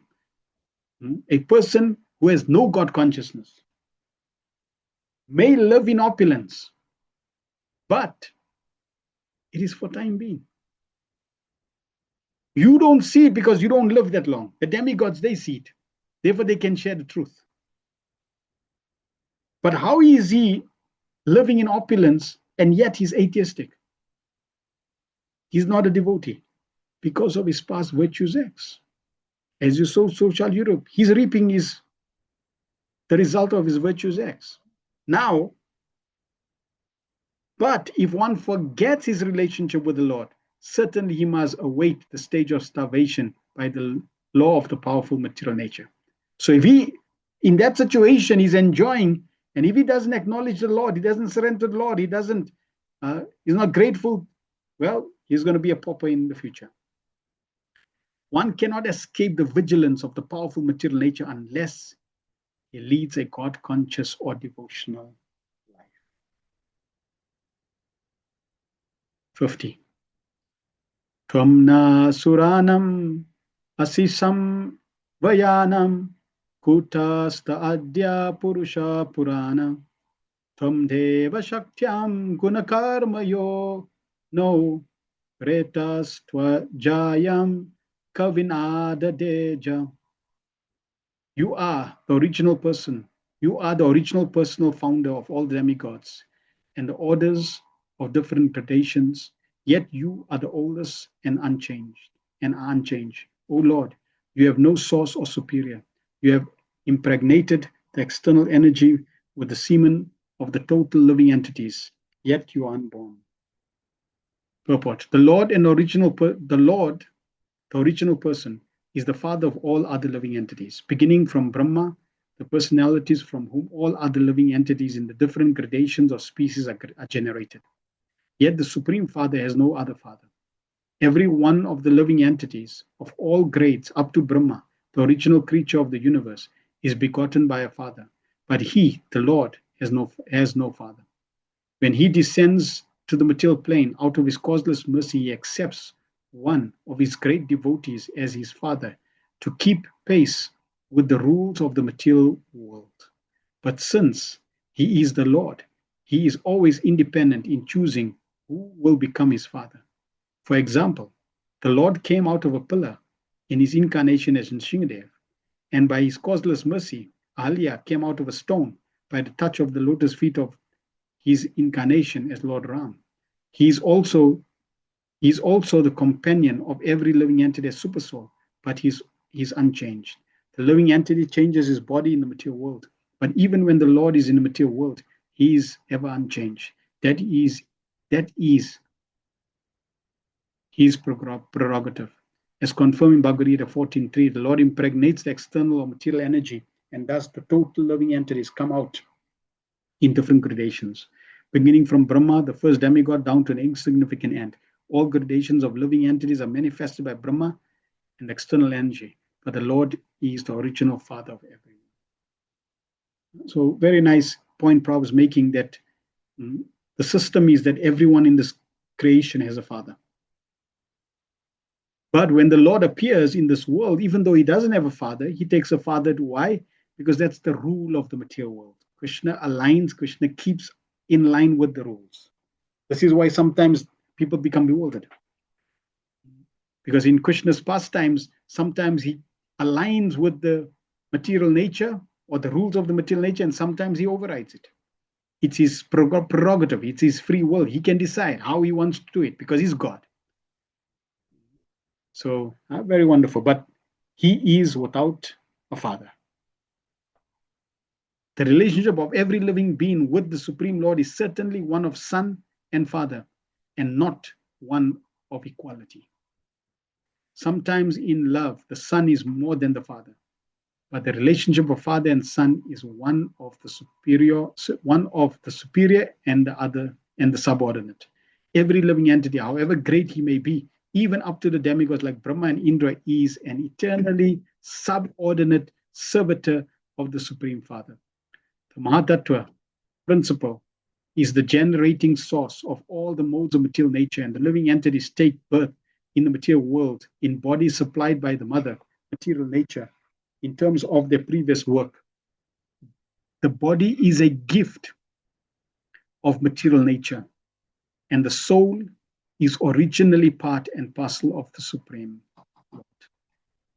Therefore, be thankful for this gift from the material nature, coming from the Supreme Lord, and take best advantage, use this gift in the service of the Lord, and perfect your life. 51. Tato veyamat pramukha yat arte babu vin matman karavama kimte tvamna swachakshu paridehi shaktya deve kriyartha yat anugrahanam.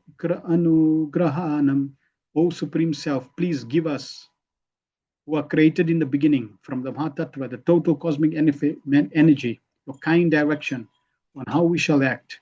Kindly award us your perfect knowledge and potency, so that we can render you service in the different departments of subsequent creation. The Lord creates this material world and impregnates the material energy with living entities who will act in the material world. All these actions have a divine plan behind them. The plan is to give the conditioned souls who so desire it a chance to enjoy sense gratification. But there is another plan behind the creation, to help the living entities realize that they are created for the transcendental sense gratification of the Lord, and not for their individual sense gratification.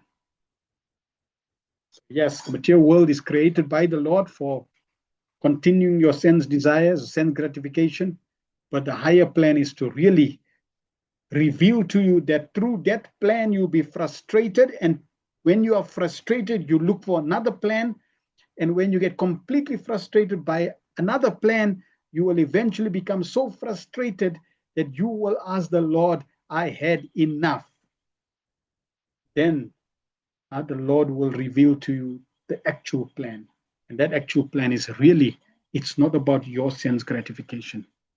It was always and will always be about the gratification, the sense gratification for the Lord, the pleasure of the Lord. This is the constitutional position of the living entities. The Lord is one without a second, and he expands himself into many for his transcendental pleasures. All the expansions, the Vishnu Tattvas, the Jiva Tattvas, and the Shakti Tattvas, the personality of Godhead, the living entities, and the different potencies, are different offshoots from the same one Supreme Lord. The Jiva Tattvas are separated expansions of Vishnu Tattvas. And although the Jivas are different potencies, they are all meant for the transcendental sense gratification of the Supreme Lord. Some of the Jivas, however, wanted to lord it over material nature in imitation of the lordship of the personality of Godhead. Regarding when and why such propensities overcame the pure living entities, it can only be explained that the Jiva Tattvas are infinitesimal independent, that the Jiva Tattvas have infinitesimal independence, and that due to misuse of this independence, some of the living entities have become implicated in the conditions of cosmic creation and are therefore called Nityabadas, or eternally conditioned souls. The expansions of the Vedic wisdom also give the Nityabadas, the conditioned living entities, a chance to improve, and those who take advantage of such transcendental knowledge gradually regain their lost consciousness of rendering transcendental loving service to the Lord. The demigods are amongst the conditioned souls who have developed this pure consciousness of service to the Lord, but who at the same time continue to desire to lord it over material energy. Such mixed consciousness puts a conditioned soul in the position of managing the affairs of this creation. The demigods are entrusted leaders of the conditioned souls. As some old prisoners in the government jail are entrusted with some responsible work of prison management, so the demigods are improved conditioned souls acting as representative of the Lord in the material creation. Such demigods are devotees of the Lord in the material world, and when completely free from all material desires to lord it over material energy, they become pure devotees and have no desire but to serve the Lord. Therefore, any living entity who desires a position in the material world may desire so in the service of the Lord and may seek power and intelligence from the Lord. As exemplified by the demigods in this particular verse, one cannot do anything unless he's enlightened and empowered by the Lord. The Lord says in Bhagavad Gita 15:15, Mata smiti gnanam upahanam cha. All recollections, knowledge, etc., as well as all forgetfulness, are engineered by the Lord, who is sitting within the heart of everyone. The intelligent man seeks the help of the Lord, and the Lord helps the sincere devotees engage in his multifarious services. The demigods are entrusted by the Lord to create different species of living entities according to their past deeds. They are herein asking the favor of the Lord for the intelligence and power to carry out their tasks. Similarly, any conditioned soul may also engage in the service of the Lord under the guidance of an expert spiritual master, and thus gradually become freed from the entanglement of material existence. The spiritual master is a manifested representative of the Lord, and anyone who puts himself under the guidance of the spiritual master acts accordingly is said to be acting in terms of Buddhi Yoga, as explained Bhagavad Gita 2:41. Vivasatmika buddhir eke akuru nandana bahusha kaziyanantascha buddhaya vivasayanam. Thus ends the Bhakti purpose of the third canto, 5th chapter, Srimad Bhagavatam, entitled Vidura's Talk with Maitri. So the demigods are concluding the prayer, my Lord, please give me the intelligence, please give me the strength to be able to engage in your service. And we can also ask the Supreme Lord that we are eternally your servants. And please give us the strength, please give us the intelligence to engage in devotional service. We have this window, this opportunity to ask the Lord. It's interesting in the purport, Srila Prabhupada is making the point that we are Krishna, he is the supreme enjoyer, and he expends himself to increase enjoyment. So he expends himself as Vishnu Tattva, as Jiva Tattva, as all the energies, simply to increase his pleasure. So the living entities are really meant to give pleasure to Krishna.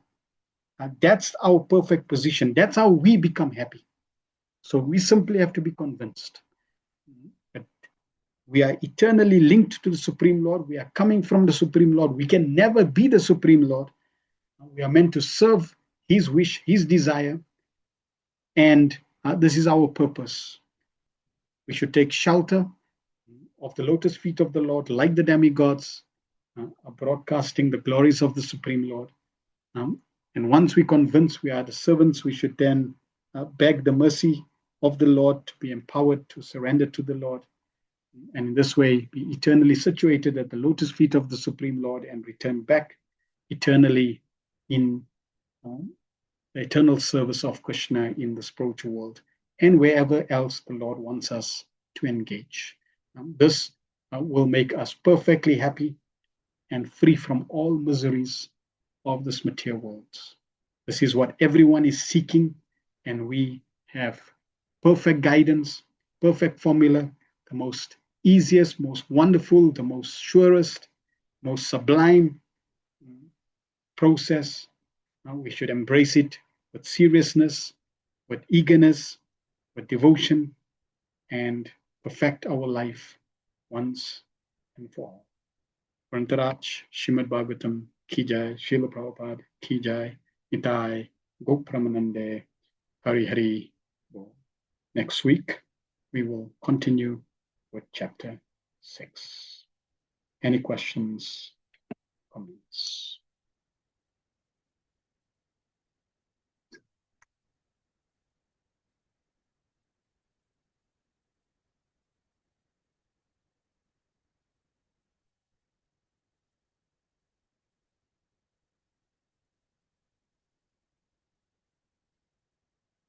Shamananda says, thanks, Prabhu Marji, for nice class. Many wonderful points. Srila Prabhupada clearing up any misunderstanding we have and reminding us of many things to guide us forward. Yes.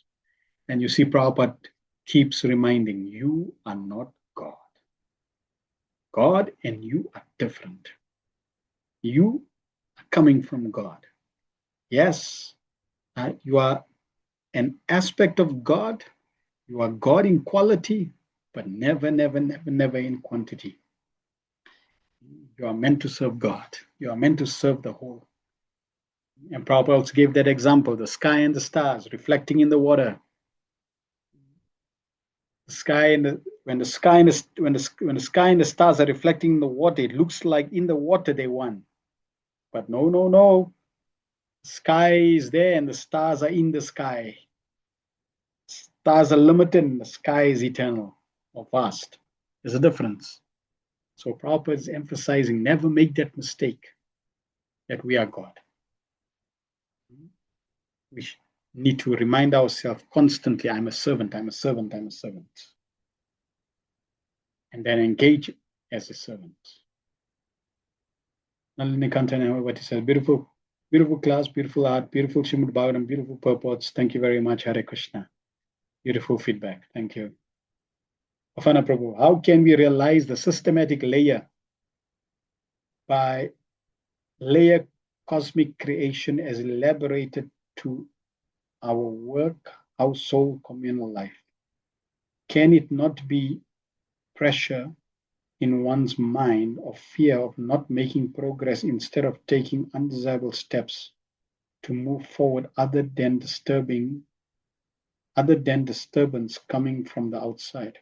How can we utilize the systematic layer by the layer of cosmic creation as elaborated to our work, life, household, communal life? So you may have to expand on your question, but from what I understand, is creation is manifesting in layers from subtle to gross. And how is that relevant?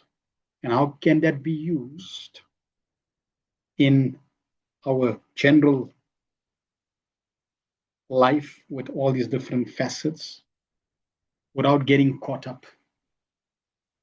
And Prabhupada in his purports revealed that just as creation is systematic and unfolds systematically, we should learn the art of unfolding it systematically back to its source. And sound creates everything, and therefore sound dissolves everything. So by taking full shelter of the holy name of Krishna and making sure that life does not derail us from that primary activity, and taking full shelter of the holy name and allowing the holy name to then undissolve every facet of creation, and ultimately not only dissolve every facet of creation, every facet of bondage, every facet of anartha, but then also reveal the true reality of spiritual nature, of the form of the Lord, of the qualities of the Lord, of the pastimes of the Lord in our relationship. So we simply have to take full shelter of the holy name and make sure that all these variables, life, household, all assets, all aspects, do not distract us or derail us from this most important activity of chanting the holy name of Krishna. This is how we can utilize every facet of creation, every facet of this dissolution, and the simple process of chanting the holy names. Hope that shed some light, otherwise you can clarify. Ivan, our lives are like a pendulum, moving from material to spiritual challenges. Yes, it is the reality. So we have material challenges and we have our spiritual practice to maintain. And that challenge is going to be there. You cannot avoid it. It's because we've been in the material world and we are spiritual beings. So we're going to have this tug of war. But it's not that you can't overcome the challenge. The demigods are in this challenge. What do? No, we know. Surrender to the Lord, pray to the Lord, asking for blessings, mercy, power, direction. So yes, we're going to be in this challenge. And sometimes it becomes, difficult and sometimes less difficult. But that is not a fault. That is not a major obstacle. When we have a challenge, we surrender to the Lord, pray to the Lord, cry to the Lord, my Lord, please help me. I'm in this challenging situation. I want to serve you. I want to love you. I want to surrender to you. Guide me. Give me strength. Chant the holy name of the Lord. When you chant the holy name of the Lord, pray to the holy name. Give me strength to keep on this path. And thou shalt overcome. Everyone will overcome. Because Krishna is there. Krishna knows, Krishna is there as a super soul.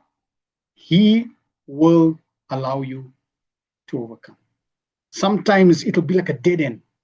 Sometimes you think there is no out. There's no way out. Sometimes you think you're going to commit suicide. These thoughts will all manifest. But never give up. Know that Krishna is there. And sometimes Krishna does that. He brings you to the brink of crying or beyond the brink of crying. Hang in there, surrender, and when you overcome, you'll see how wonderful, how blessed your life will be. Madalesh, Hare Krishna. Thank you for the wonderful Krishna Katha. May Krishna bless you and Mataji with knowledge and potent to share this beautiful message. Thank you for your blessings. We need all the blessings to continue. And thank you for your constant attendance to hear the Bhagavatam. May you be blessed to live it to the fullest extent and then share your realization to others. Bafana, I'm asking how it is relevant and applicable to our lives. Yes, without getting caught up and also influencing others from taking it so seriously outside of giving credit where it's due. That is the creator.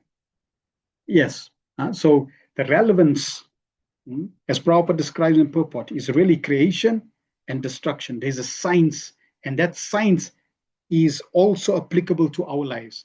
We can create and we can destroy, exactly how Krishna creates and destroys, ultimately by the potency of Krishna. But in all our creation and destructions and in between, from the result, ultimately the most powerful medium is sound to then create and destroy. So we want to use sound to reverse engineer our situation in dissolving this creation and going back home. That's why creation is relevant. That's why this topic also is relevant. Because just as we know how creation is created from subtle to gross, we can now we can wind it up. And because it's temporary, we don't get too caught up.